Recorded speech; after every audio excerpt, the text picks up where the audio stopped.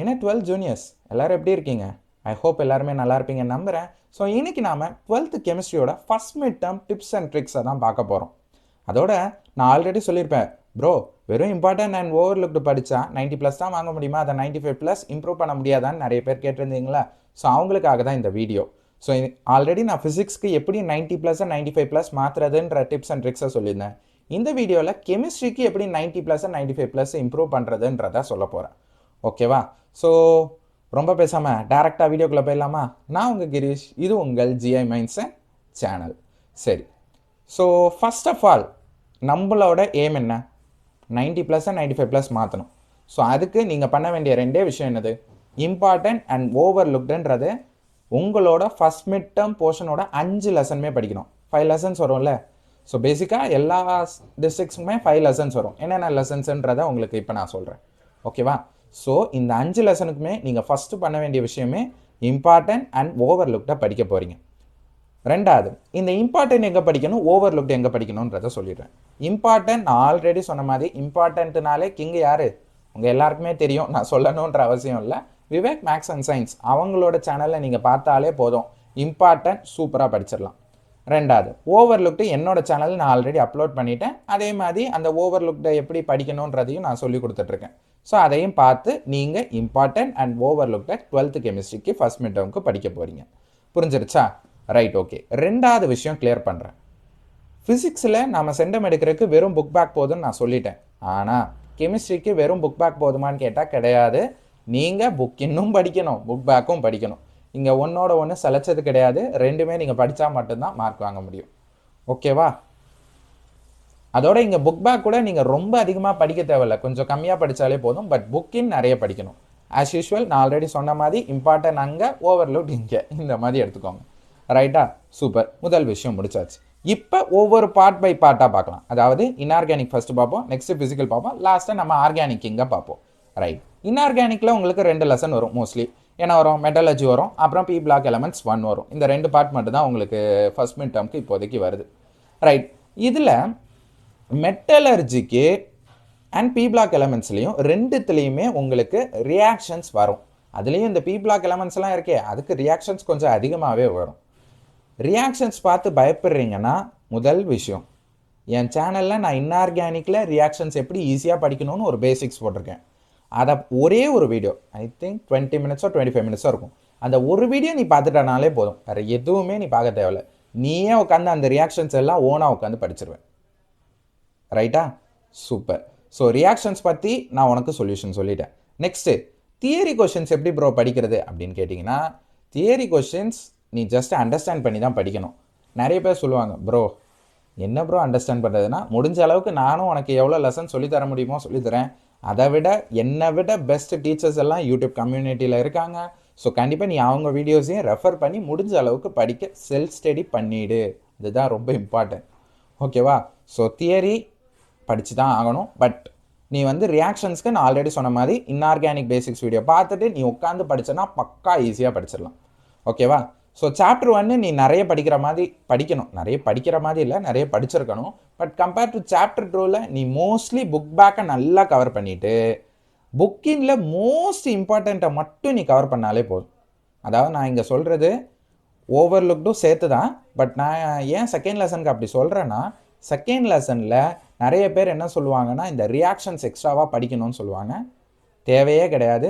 Reactions book பேக்கில் என்ன reactions இருக்கோ அதை மட்டும் படிச்சிரு, வேறு எதுவும் நீ படிக்காத. ஓகேவா? உட்காந்து தேவையில்லாமல் டைம் வேஸ்ட் பண்ணாத. நிறைய ரியாக்ஷன்ஸ் படிக்கிறேன்னு பேரில் செகண்ட் லெசன் லிமிட்டடான ரியாக்ஷன்ஸ் மட்டும்தான் படிக்கணும். லிமிட்டடான ரியாக்ஷன்ஸ் எதுனா விவேக் மேக்ஸ் அண்ட் சயின்ஸ் அவங்க சேனலில் போட்டிருக்காங்க. அண்ட் ஓவர்லுக்ட்லேயும் நான் உனக்கு ஒரு சில ரியாக்ஷன்ஸ் கொடுத்துருக்கேன். அதை மட்டும் படிச்சிரு, வேறு எக்ஸ்ட்ராவாக நீ படிக்க தேவையில்லை. ஓகேவா? Right, okay.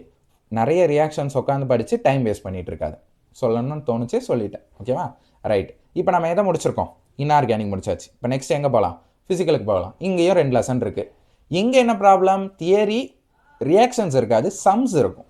இதான மேட்ரு. என்ன lesson? Solid state chemical kinetics. Unit 7 வெறும் ½ an hourல அந்த லெசனே நான் ஃபுல்லாக உங்களுக்கு எக்ஸ்பிளைன் பண்ணி கொடுத்துட்டேன். ஆல்மோஸ்ட் 80% எக்ஸ்பிளைன் பண்ணி நான் வீடியோ போட்டுட்டேன். ஸோ அதை பார்க்காதவங்க அதை பார்த்துருங்க. உங்களுக்கு ஒரு வேளை டக்குன்னு படிக்கணும்னு தோணுச்சுன்னா. இல்லை ப்ரோ நான் விலாவாரியாக பொறுமையாக ஒவ்வொரு டாப்பிக்காக முடிக்க போகிறனால நீங்கள் மற்ற சேனல் ரெஃபர் பண்ணுறது தான் பெஸ்ட்டு, பிகாஸ் அவங்க தான் பெஸ்ட்டாக சொல்லி தருவாங்க. ரைட்டா? Right, okay. ஸோ யூனிட் 7 எவ்வளோ ஈஸியாக படிக்கலான்றது சொல்லிட்டேன். யூனிட் 6க்கு நான் இன்னும் போடலை, ஸோ இனிமேல் தான் போட போகிறேன். பட் அதில் இருக்கக்கூடிய theory as well as sums எப்படி படிக்கிறதுன்னு கேட்பீங்க. அதே மாதிரி யூனிட் 7ல் சம்ஸ் எப்படி படிக்கிறதுன்னு கேட்பீங்க. ஏன்னா நான் தியரி தான் எக்ஸ்பிளைன் பண்ணியிருந்தேன், உங்களுக்கு சம்ஸை நான் எக்ஸ்பிளைன் பண்ணல. சிம்பிளாக நான் ஒரே ஒரு விஷயம் சொல்கிறேன், நல்லா கவனிச்சுக்கோ நண்பா.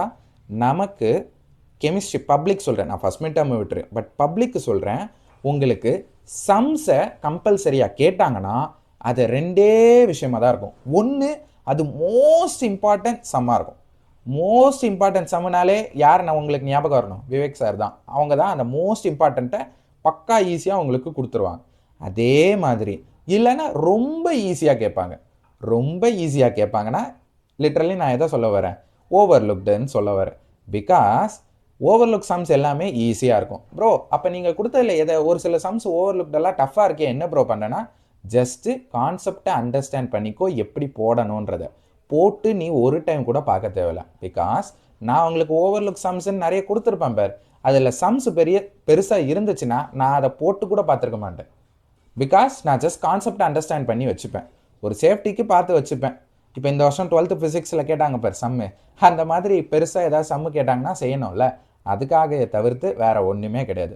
ஸோ ஈஸியான சம்ஸை நல்லா படிச்சிரு, கஷ்டமான சம்ஸை கான்செப்ட் அண்டர்ஸ்டாண்ட் பண்ணி, மற்றபடி நீ எதுவும் பண்ண தேவையில்லை.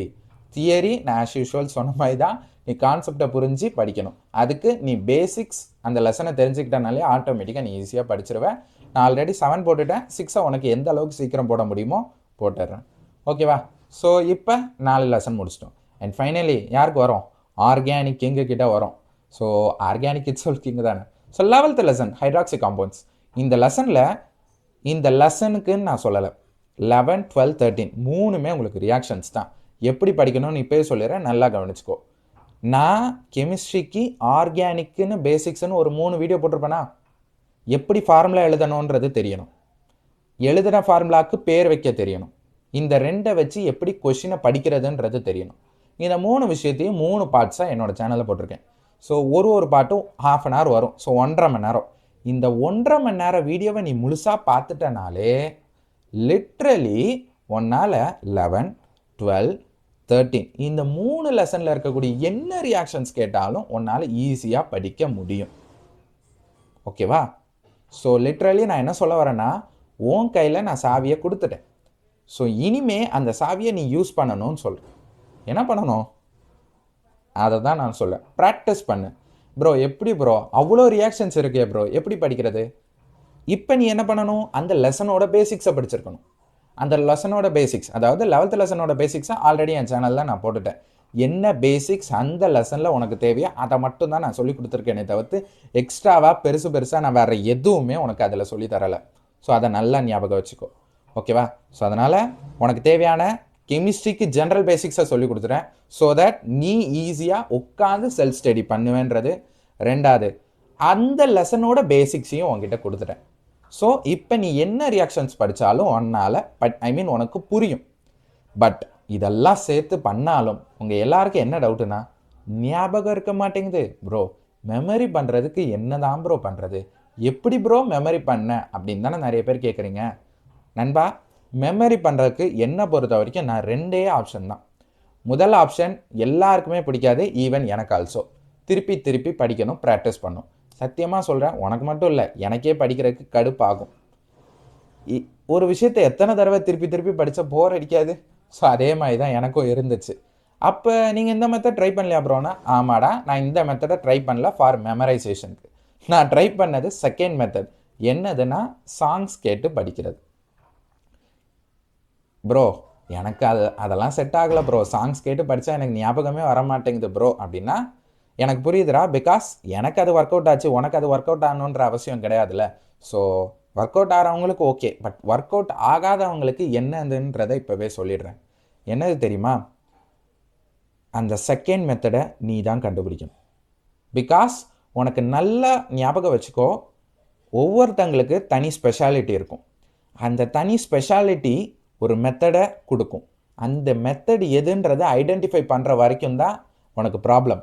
ஆனால் ஒன்ஸ் நீ ஐடென்டிஃபை பண்ணிட்டேன்னா உன்னை யாராலையும் ஸ்டாப் பண்ண முடியாது. இதுதான் என்ன அன்ஸ்டாப்பபிளாக மேக் பண்ணது எந்த மெத்தடு தான், அந்த சாங்ஸ் கேட்டு படிக்கிற மெத்தடு தான். அதே மாதிரி நீயும் உனக்கு சூட்டபிளாக இருக்கக்கூடிய ஒரு மெத்தடை கண்டுபிடிக்கிற ஃபார் மெமரைசேஷனுக்கு. நான் ஆல்ரெடி உங்ககிட்ட சொல்லியிருக்கேன், இந்த சாங்ஸ் கேட்டு தான் நான் கெமிக்கல் ரியாக்ஷன்ஸ் படித்தேன். மேக்ஸில் இருக்கக்கூடிய எல்லா சம்ஸும் அப்படி தான் படித்தேன். ஃபிசிக்ஸில் இருக்கக்கூடிய எல்லா சம்ஸு நியூமெரிக்கல்ஸ் அப்படி தான் படித்தேன். எல்லா டெரிவேஷன்ஸ் நான் அப்படி தான் படித்தேன்.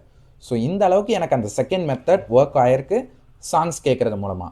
ஸோ அதே மாதிரி நீயும் ஒரு மெத்தடை ஃபைன் பண்ணணும். பிகாஸ் நான் என்ன ஒரு மெத்தட் உன்கிட்ட நான் சொன்னாலும் அந்த மெத்தட் உனக்கு ஒர்க் அவுட் ஆகுன்ற எந்த அவசியமும் கிடையாது. அதுக்கு சான்சஸும் கம்மி தான். உனக்கு எது பிடிக்குன்றது உனக்கு தான் தெரியும். அதை எப்படியாவது ஸ்டடீஸோடு மிங்கிள் பண்ண ட்ரை பண்ணு. உனக்கு அதை கண்டுபிடிக்கிறதுக்கு என்னென்ன ஹெல்ப் என்னால் பண்ண முடியுமோ அதை நான் பண்ணுறேன். இது உனக்கு 12th மட்டும் ஹெல்ப் பண்ண போகிறதில்ல இந்த மெத்தட். உனக்கு காலேஜ் அடுத்து நீ எங்கே படிக்க போகிறதுனாலும் இந்த மெத்தட் கண்டிப்பாக உனக்கு ஹெல்ப் பண்ணும். ஓகேவா? ஸோ அதனால் எல்லாருமே முடிஞ்ச அளவுக்கு அந்த செகண்ட் மெத்தட் என்னன்றதை கண்டுபிடிக்க ஸ்டார்ட் பண்ணுங்கள்.